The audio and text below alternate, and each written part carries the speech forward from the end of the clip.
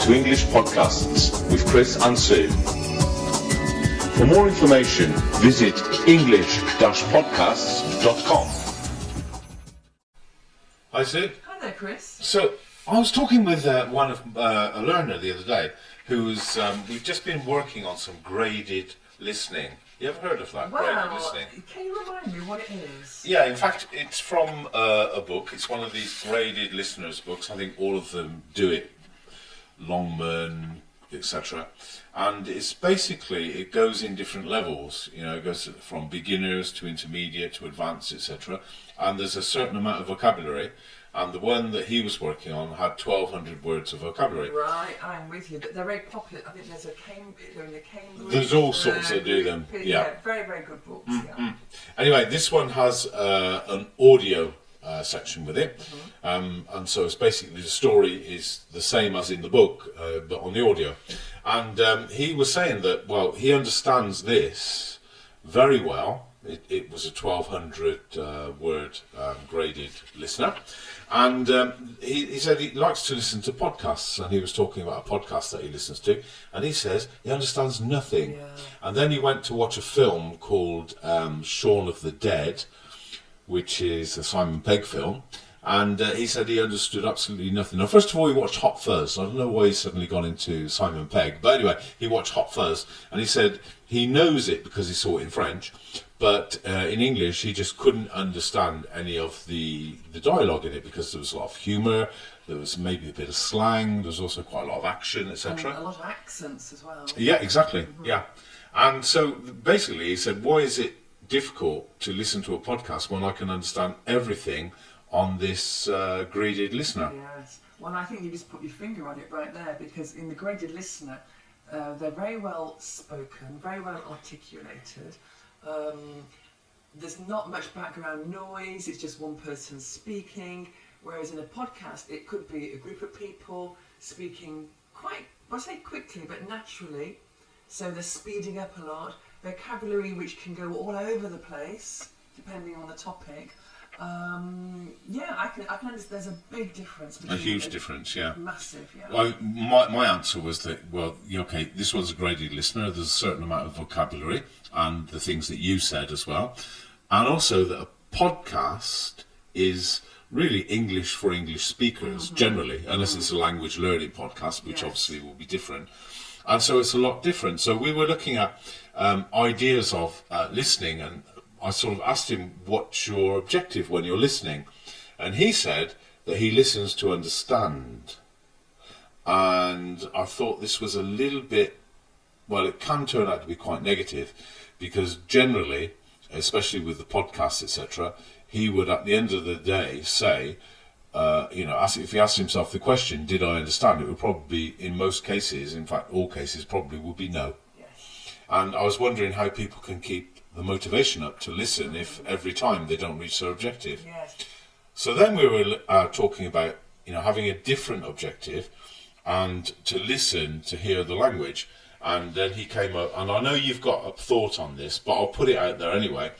He said that I listen in the car, which I think is pretty not a good thing to do. Only because you're so taken up by other things. You're looking behind, you're looking in front, you're looking to the side. You're listening to your car. You know intuitively when you change gear. You don't know why you change gear, but you do.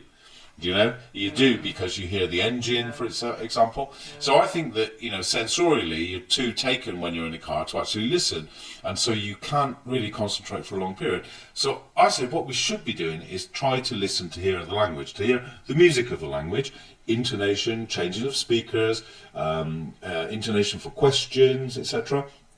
And do it when you're doing something else, but not when you're driving.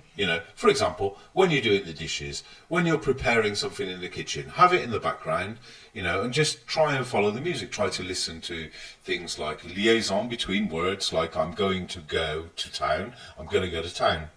I'm going to go to town. We don't say I'm going to go to town. We never do. No. Would you like a beer? No. Do you fancy a beer? Yeah. Do you fancy a beer? And stuff like this. So I say, try to listen for this type of thing. And people very often, especially because he's, 20, I think it's 12,000 words, so no, it's 2,000 words or 12,000 words. 1,200 words anyway. But 1,200 words. When you take the the words that we know, that, etc. There's quite a few words there. My, your, she, he, blah blah blah. There's quite a few words. So there's not a lot of other words that are coming into it. And in a podcast, there would be probably a lot more. So we're saying that try to listen to. Like I said, they don't hear changes of people because they can't. If it's two men, for example, they can't tell. Well, if it's a woman and a man, they can. Exactly. And I do think that when you're listening, as you say, you have to change your objective. You won't understand everything. Yeah. So I always. So don't do it. So I would say, if you listen to, I'm going to say a podcast or something, first of all, you may need to listen several times. So first of all, what is the general thing? What is it about? Secondly, when I listen, I tell people, try and focus a bit on the numbers, if there are numbers, and what do those numbers refer to? And then on the third listening, then I say focus on the language, like the wanna or want to, because no one's going to say want to. No.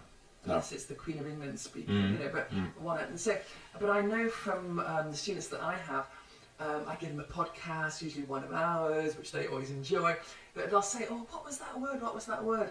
And I say to them, "If I wrote it down, you would know this word. But because you're listening to it, you don't know. It's words like go to school." Yeah, go to school. Go to school. Yeah. And I say, what is that word? And this is the difference between a story that's very well articulated, clearly spoken. Yeah, but unnatural, I would say. Yeah, unnatural. And how we speak. Yeah. So that is, but coming back to the car, maybe we are different drivers, but I find listening in the car, I quite like it. But I find that I just lose a thread very quickly, whether it's in French or in English or whatever.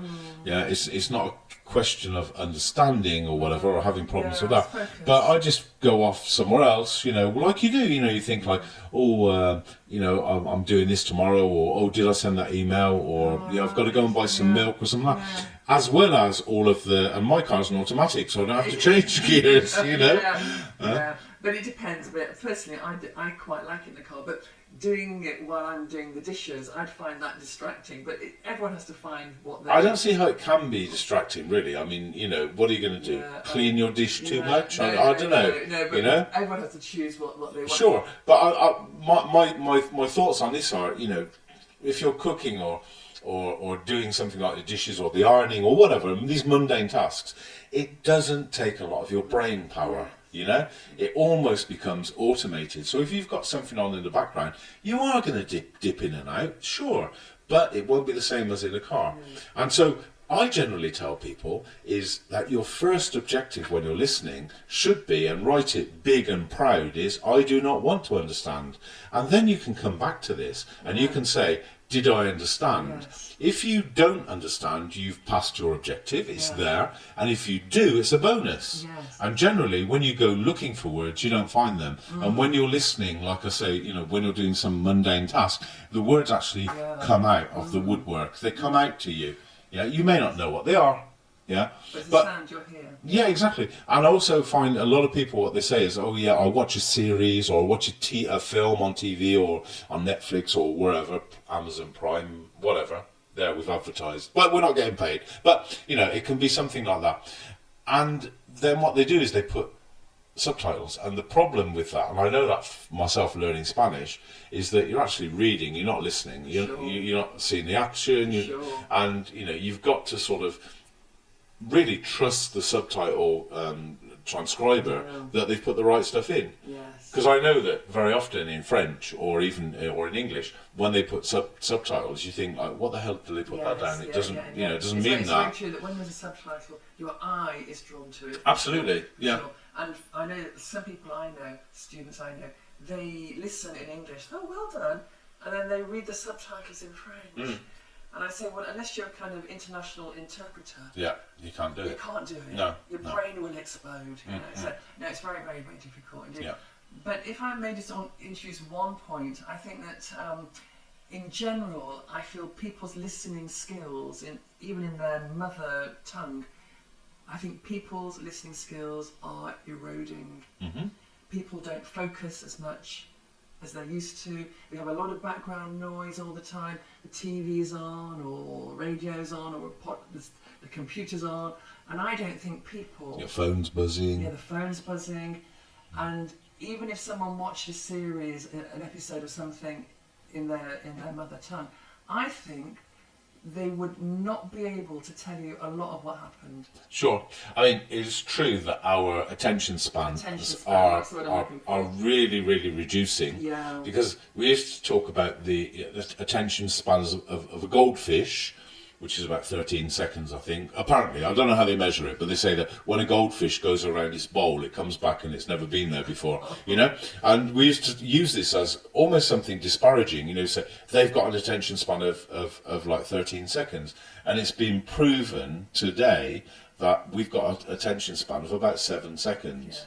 Yes. Because we want to change something. Yes. We've got like this hypertext mind that Yes. when we're reading something, we zip through it, and if it's on internet, we'll click on a hypertext, on a URL link, and we'll be into something else. We might be starting, I don't know, looking at something to do with gardening and end up with something to do with cars, you know, Sure. through these different links. Sure. And we're used to that, but we also have, like you say, the noise from outside. So it's this thing of signal against noise.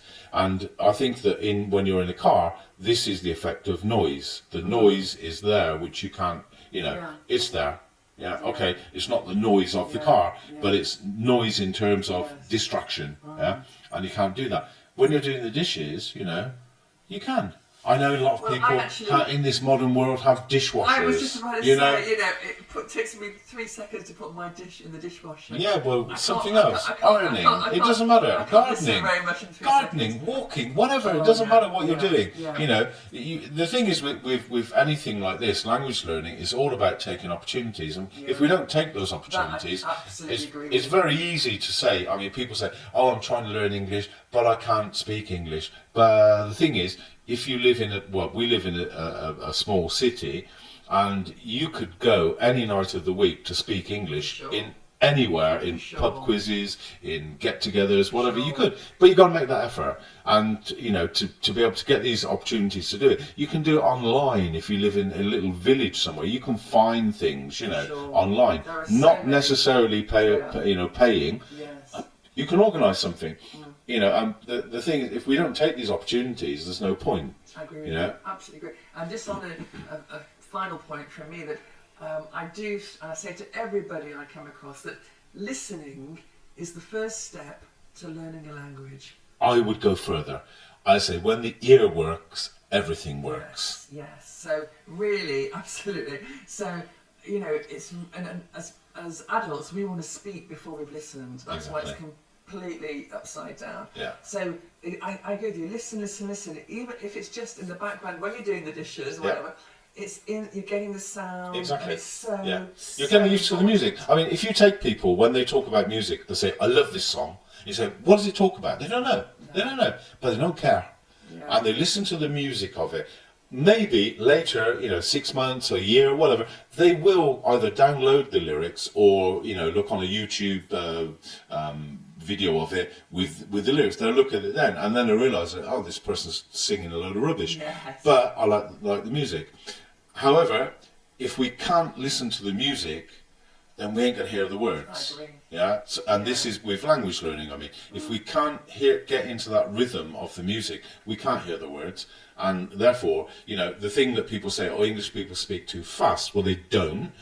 The idea is that, in fact, a lot of people listen too slowly. Yeah. What they don't hear is liaison and stuff like this, you know, and also like blind words, you know, where words become virtually nothing.